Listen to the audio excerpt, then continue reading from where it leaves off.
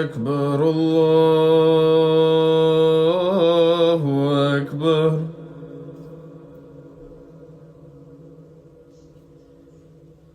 الله أكبر الله أكبر.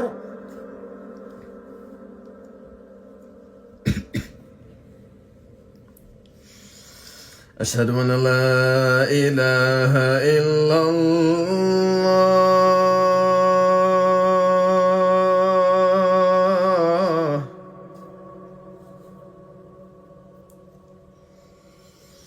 أشهد أن لا إله إلا الله.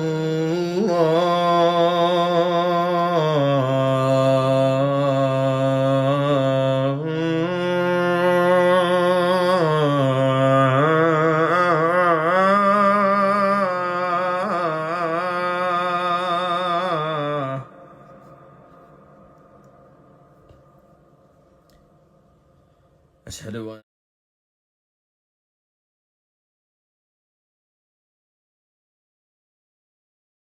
So let's start out with who you are and how did you end up coming to America? Just give us a brief account. Sure. So the name is Maqsood. Full name is Maqsood Mamawala. And I say the full name because tradition is that's the middle name is my dad's name. And originally from India, and the area that I'm from in India is a paternal society, meaning we use our dad's name as our middle name. And then later on, when I got married, my wife also took my name as her middle name, and our kids both have my name as their middle name. So Maqsood is an Arabic word which means aim, destination, or goal.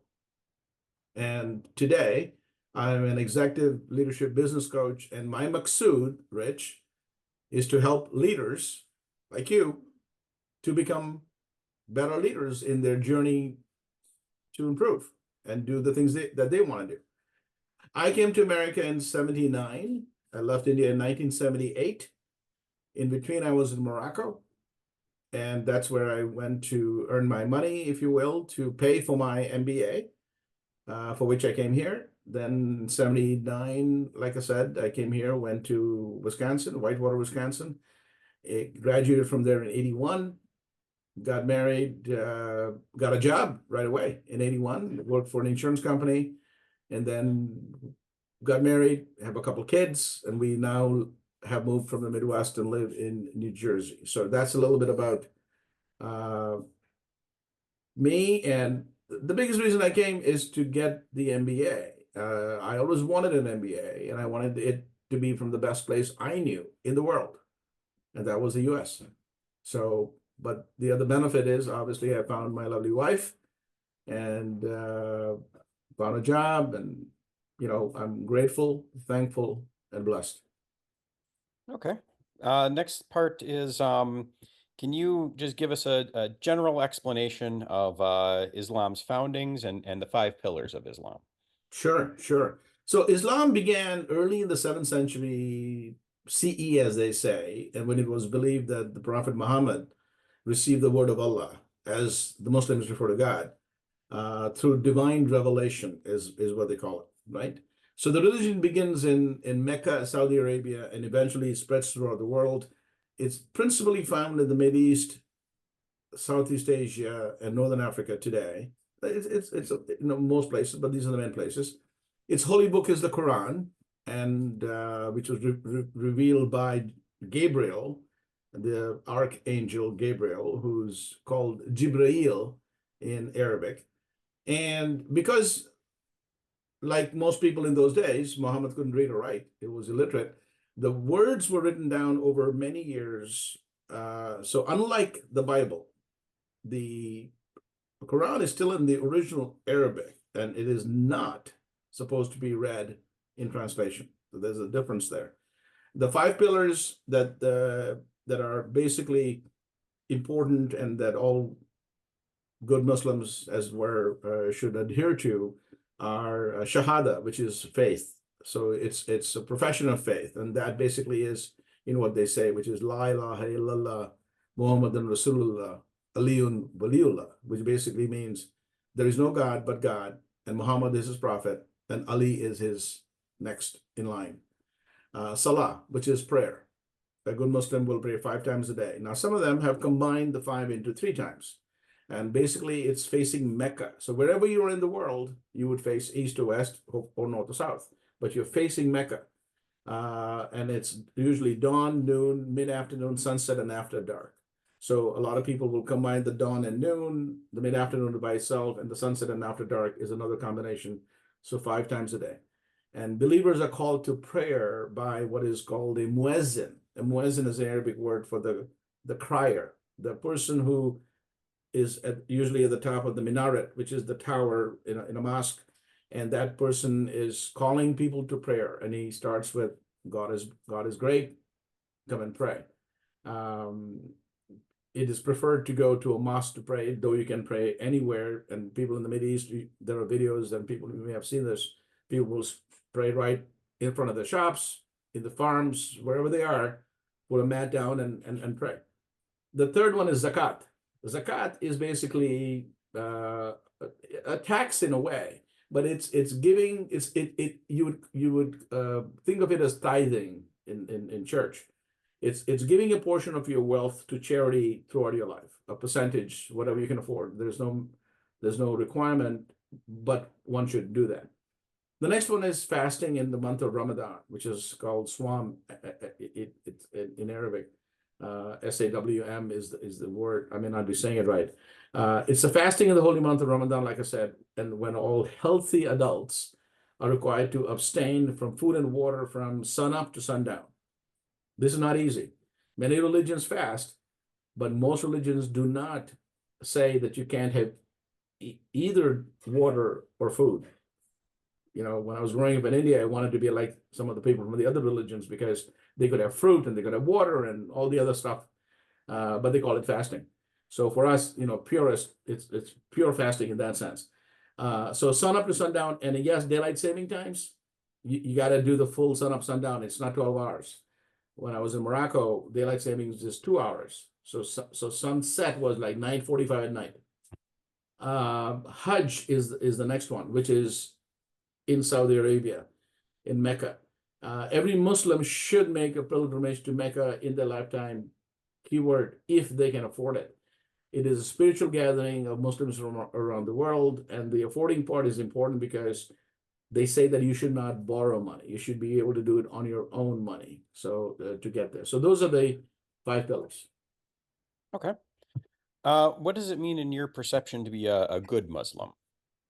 Well, I would think that, just tying it to the last piece that we talked about, it would be somebody who, a good Muslim would be somebody who does his or her best to try and adhere to, as I say, as much as possible to the 5 pillars, right? So all the different things. Also, additionally, he or she should refrain from smoking, from eating pork, from alcohol. And that's sort of in general what a good Muslim ought to be. As far as the pork and alcohol, I haven't stumbled across that quite yet in my studies. Can you explain that a little bit? Why pork and alcohol? There's more discussions, if you will, and reasoning around pork. And my recollection from what I've been told by my elders and the other people that I know in the community is that years ago, probably hygiene related, pork caused some problems, and it was deemed at that time saying pigs are not clean animals in that sense, and they're found all over the place, as you know, and that because of the diseases that come from it, you should not. And alcohol, there is not anything written per se, but my guesstimate would be to remain pure, if you will, and not be tainted, and have your senses around you, if you will, and not do harm to your body. So it was from that purity perspective is my sense. Okay. Speaking of dietary restrictions, Judaism has some, some restrictions as well too. That's right. How can you, how is Islam related to Christianity and Judaism in your perception?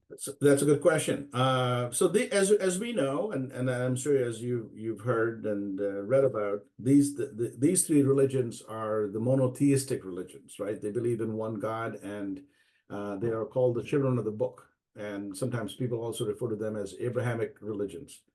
And the idea is that conceptually they're connected, and they are connected. So Islam recognizes all the major figures that Judaism and Christianity revere. So they believe that they being the Muslims believe, Islam believes that the key prophets are not five, but six. Adam, Noah, they call them Nuh, N-U-H, Abraham or Ibrahim, Moses, who's called Musa, and Jesus, who's called Isa, and number six, Muhammad. They believe Muhammad is the last prophet. So the key thing here is that they believe also that they're all prophets. Therefore, they believe that Christ is not the Son of God. The logic being, God is indivisible. You cannot divide or multiply into God. God is God.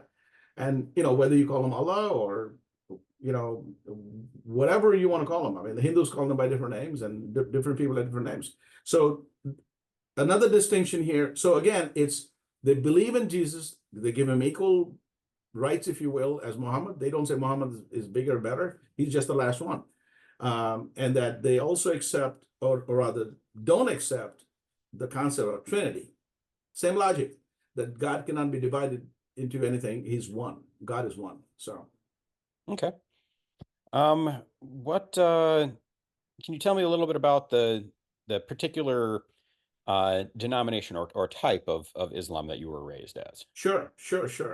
Again, when you're a kid, you don't know that, right? You think everybody's who you are, or frankly, and on the flip side, when I was growing up in India, I thought all Christians are Catholics, and you and I know that's not the case. So as I grew up, I realized that my family in India belonged to a sect of Shia Muslims. There are two sects, Shias and Sunnis. And the particular sect of Shias that my family belonged to is called the Dawoodi Bohras. And the Dawoodi Bohras, even today, have a leader sort of like a pope. He's called the Sayyidina.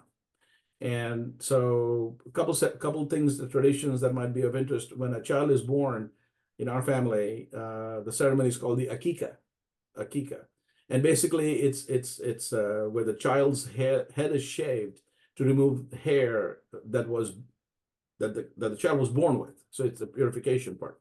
If a child is a boy, there's also circumcision. And if the family can afford it, they need to and want to sacrifice as a blessing, as a thanks that they have a child, and maybe a goat or whatever, and the meat is then shared with other members of the family so that other people also can partake in that and pray. As children, we went to religion school, if you will, and they call it madrasa, and I was taught by a local priest. Could be like a minister. And this was a learned person who taught us how to read the Quran. We learned Arabic, so I can read and write Arabic because that's what the Quran is written in. The words and prayers.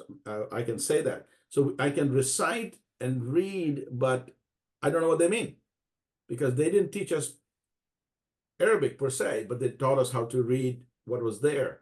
So it's sort of like Latin in a Catholic church. It may be there, but you may not really know what it means unless you go and study Latin.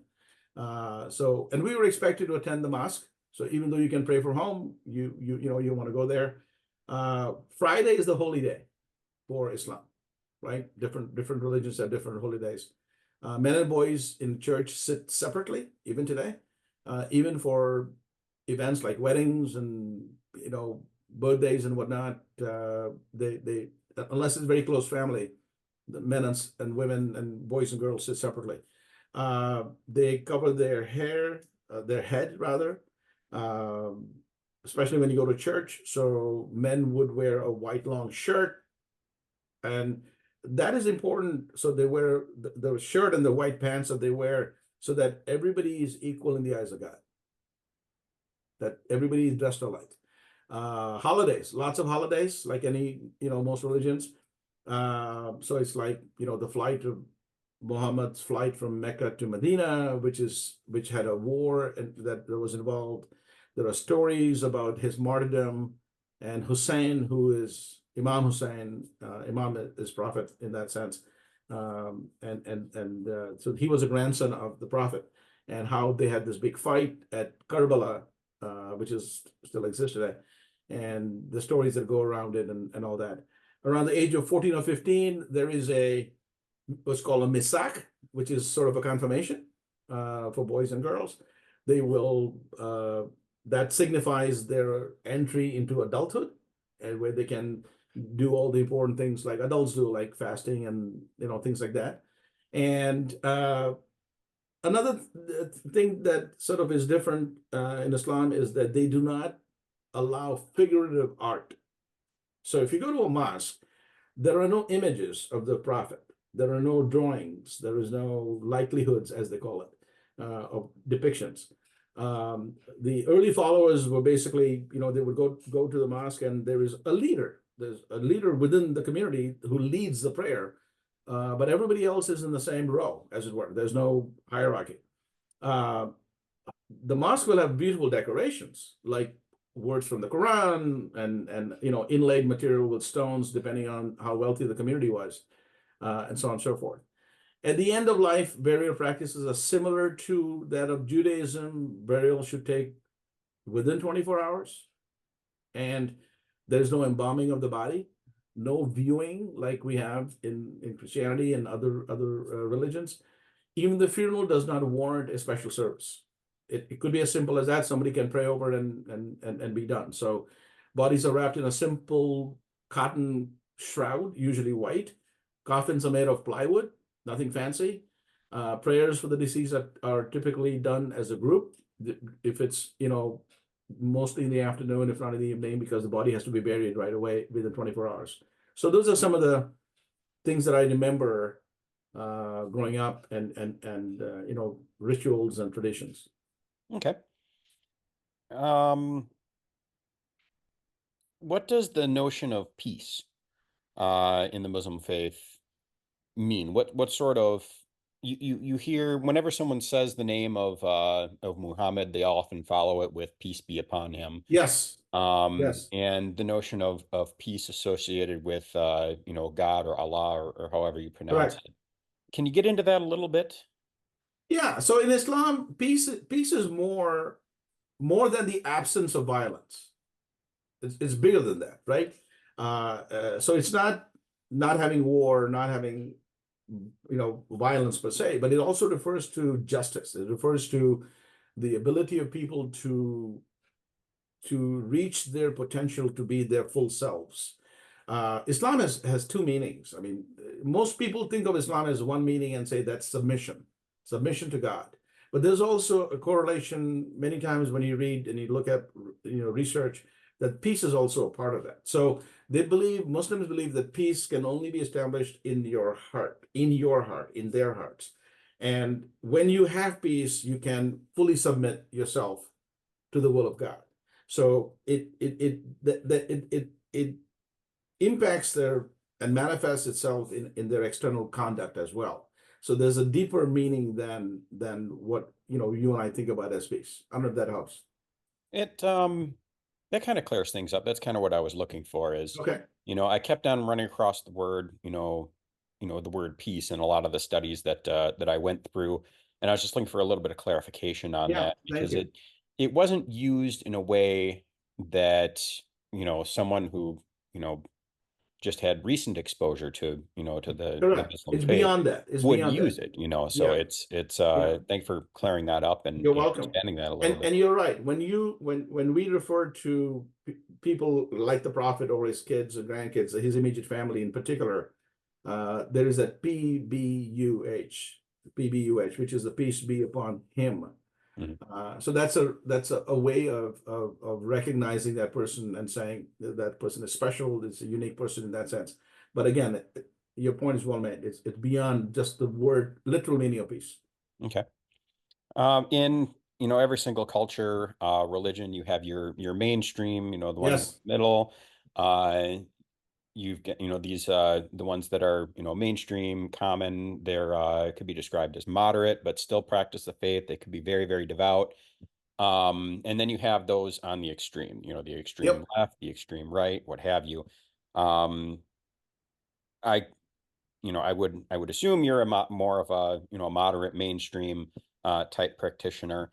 What what is the perception that that mainstream Muslims have of the more extremist sects? The ones that are you know declaring war in the name of Allah, and Sure. you Sure. know Yeah. No, I mean it's a common perception and a misperception, if you will, in that sense, right? I mean, most Muslims are peaceful.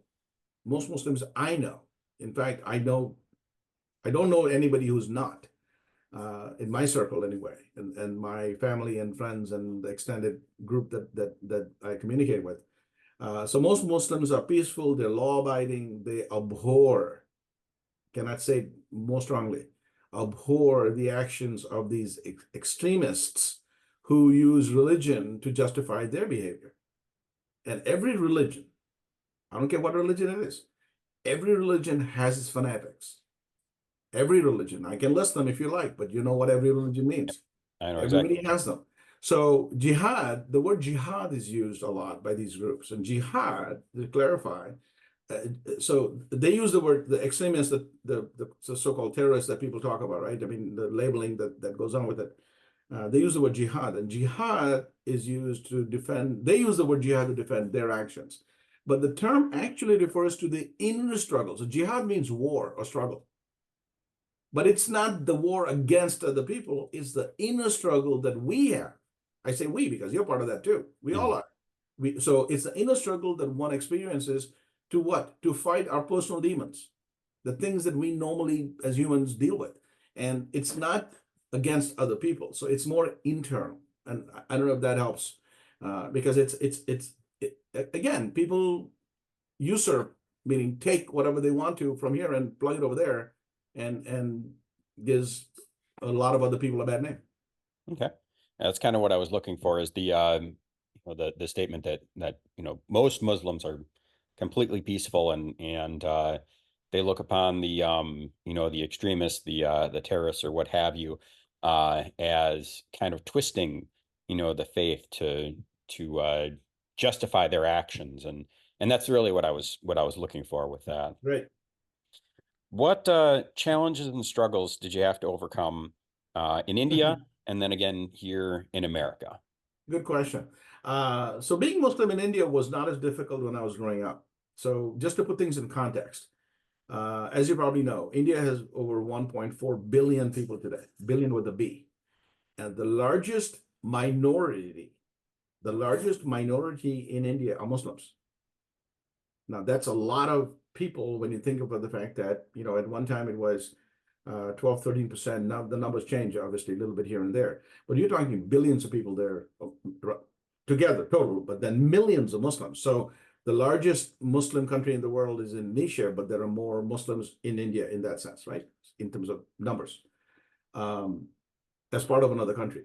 So there were incidents in India. There were communal riots, as we call them, violence between Hindus and Muslims. A rumor fled, is actually spread, if you will.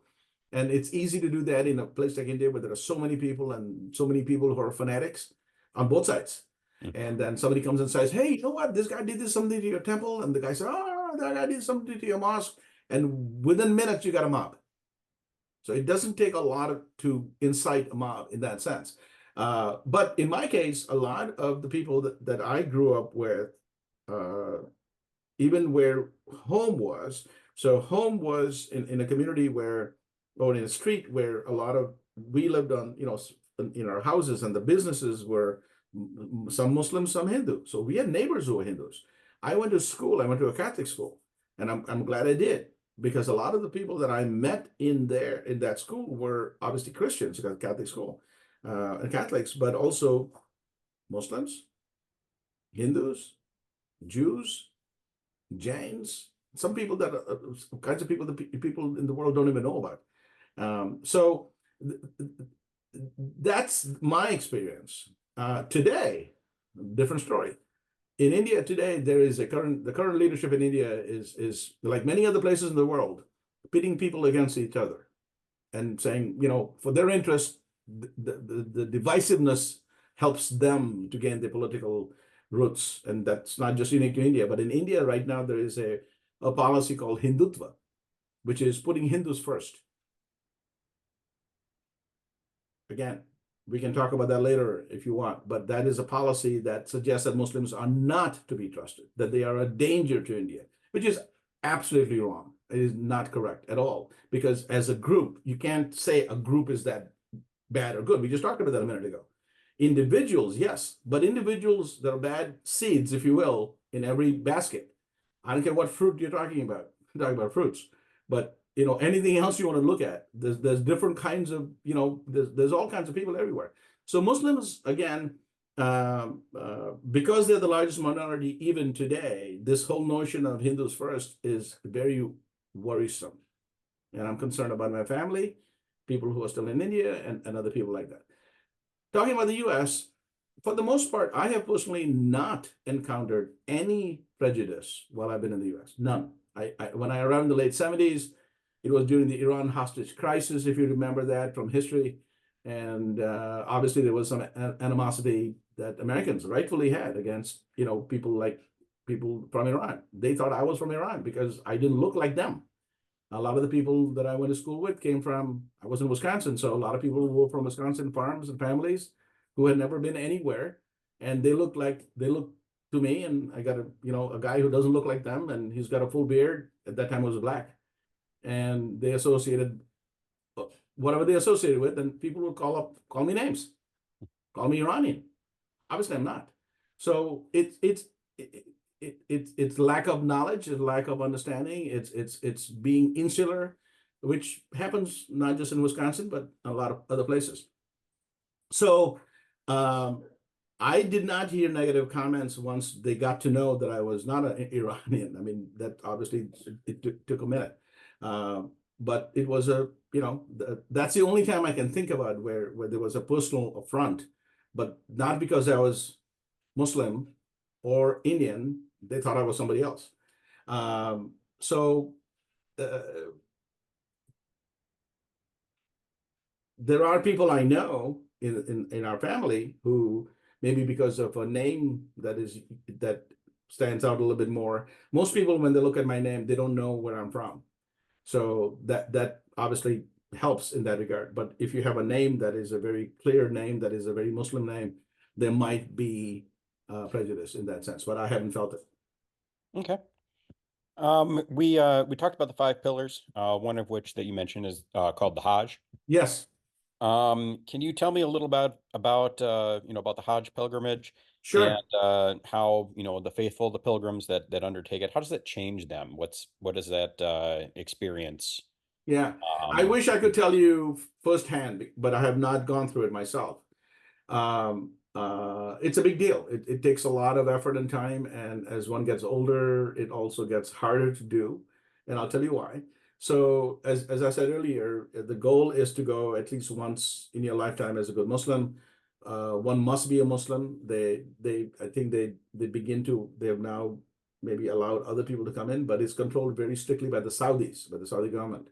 There is a limit because so many people want to go there. There's a lottery. There's a limit to, but they sort of manage how many people can come in. Like I said before, you have to be able to go on your own 2 feet, even financially. As I said, you can't borrow money. You have to wear special clothing. Very simple. You have to shave your hair off, and no boots, no sneakers, barefoot. They might allow something else maybe for elderly people. It's arduous. It's very difficult because it's in a desert. It's desert like climate all the time. So you have to tolerate the heat. You have to be able to walk most of it. Again, there are accommodations made for older folks. And then when you reach the Kaaba, which is the central piece, there are huge crowds. And again, you better be able to handle yourself in a crowd. Again, if you have money, like everything else, right? You can maybe hire people to carry you, but that's not common.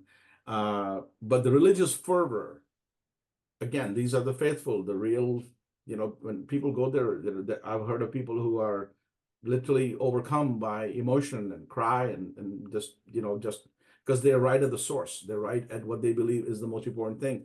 It's a sacred, more than sacred shrine that they're circling.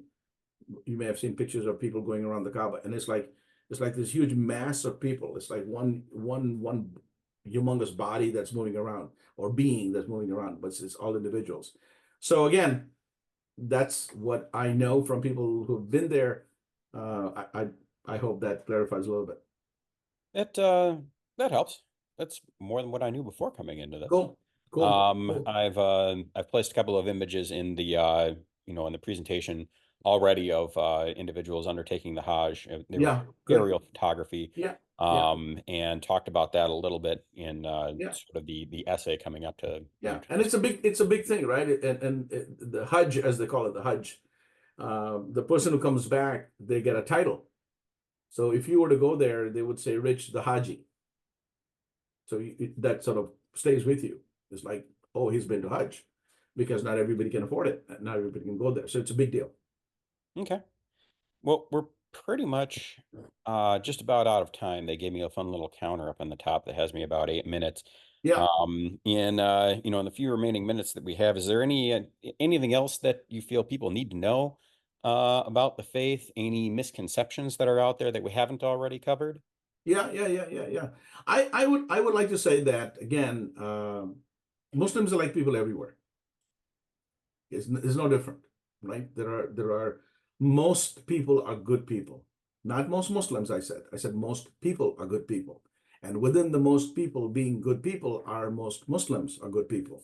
So it's like everybody else. They're kind, they're helpful, they do a lot of work for the communities. I know some people, other people know them too, who are incredible in terms of philanthropy, in terms of what they do for the poor, for the needy. Education is a big value. People understand that, especially in the part of the world that I came from. So helping people to better themselves, and you know the value of education. I know the value of education. I mean, if it weren't for my education, I wouldn't be where I am today. So it's helping people at the core. It's helping people, with water and electricity and things like that if you need to. So in my view, people should not be using any religion, including Islam, to condone what they are doing, which is not good. It's a free country. Do what you believe in, do what you do. The main thing is don't force it on me, and I don't force it on you. I mean, that's live and let live, right? That's what America is so great about. And not just America, anywhere in the world. So that's the only thing I would say is that, when in doubt, ask. Amazing things happen when people communicate. Mm-hmm. Speaking of communication, you just wrote a book, didn't you? Yes, I did. Would it be all right if I plug that at in the end Please of the video? do. We'll put up a picture of it and maybe please a little do. If you description. need a link, I can send you a shorter link that I have. I sent you guys a bigger link before, but now there's a shorter link, or you can get one from Amazon. Let me know what you need. Okay. Please, please do. Thank you. Send the shorter link. I'll plug it into the notes of the video. Yeah. And maybe you get a few more readers to read up about you, about going to the moon on a bike. And that book also is pertinent in that sense, because I was in Morocco, which is a Islamic country. It's a Muslim country. And if you want to plug that in or put that in, Maghreb, the Arabic word for Morocco is Maghreb, which means west. And the significance is that it is the westernmost Muslim country in the world. So it's called La Maghreb. And anyway, but I hope this helps. Thank you for your time. Yeah, no, thank you for taking time out of your day and talking about your Muslim faith growing up and your experiences and all that. And it's I definitely learned a lot, not just about you, but about the faith in general. And I think that's pretty much all the questions that I Cool, had. cool. So, I'll just send you the link in an email, like we've been doing, and then you'll have it. And if you need something else, let me know. okay. Well, thank you Thanks, very Rick. much again, and we'll talk to you soon. Yeah.